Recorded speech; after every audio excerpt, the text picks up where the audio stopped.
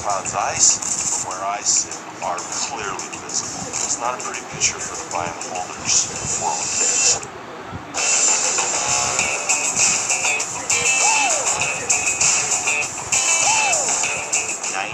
95% of our country doesn't have any idea how any of this works, so they just get angry. Instead of thinking to themselves, I know somebody has more money than me, why don't I just go figure out what they did? That's really strange that they don't teach money at school. What they teach us to do is get a job, be an employee. I don't want to do that.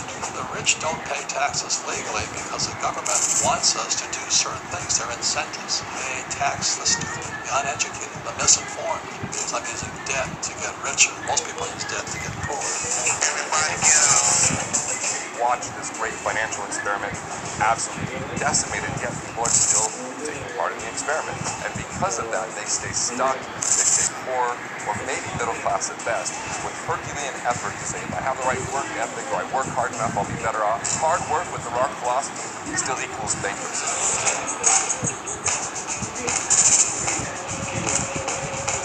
I used to open my real estate seminars with, how would you like to know the secret to getting rich? And my answer is, go into debt as far as you possibly can. And then I would let there be silence in the room while people kind of digested that. But then I qualified that. It was Einstein that said compound interest is the eighth wonder of the world. It was Rothschilds that said, no, compound interest is tax-free. A dollar doubled 20 times is $1 million if it's tax-free.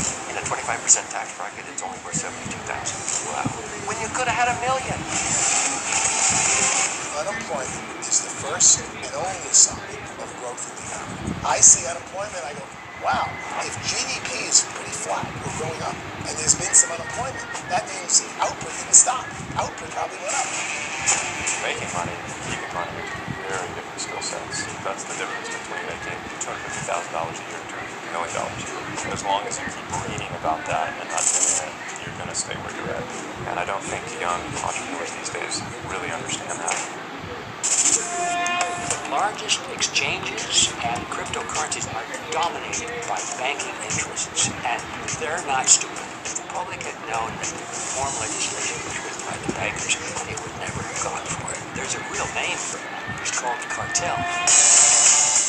One of the things that is really interesting about crypto is not only is it extremely exciting technology, not only are we seeing really, really exciting markets, but also it's so exciting that it's bringing a good majority of the smartest people in coding and in finance that are coming in. Blockchain is the most exciting innovation. There's going to be trillions and tens of trillions of dollars of capital created from this system. There's going to be so much value created that all we need is one tiny little sliver of that value that will just fine. I am going all in. Really what needs to be explained is our wealth, our prosperity. Where did that come from? And how do we generate more of that for everybody globally? Let's not worry about what the market's going to do tomorrow. Let's not worry about people telling you it's going to crash next year, those kinds of things. Think about being an investor for the rest of your life. Let's start doing it the real way, the way that works.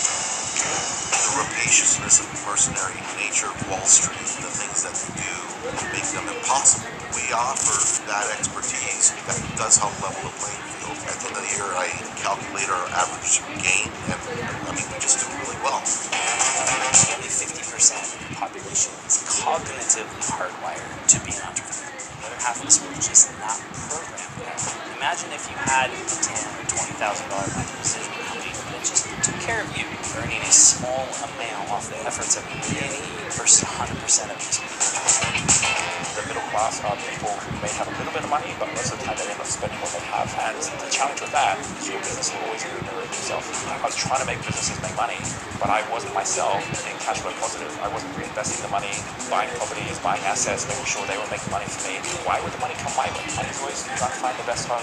And if I'm not able to appreciate the money won't appreciate me. Let me just declare my bias right up front. I am a capitalist. I think capitalism is collectively the greatest thing humanity's ever created. I'm a prude.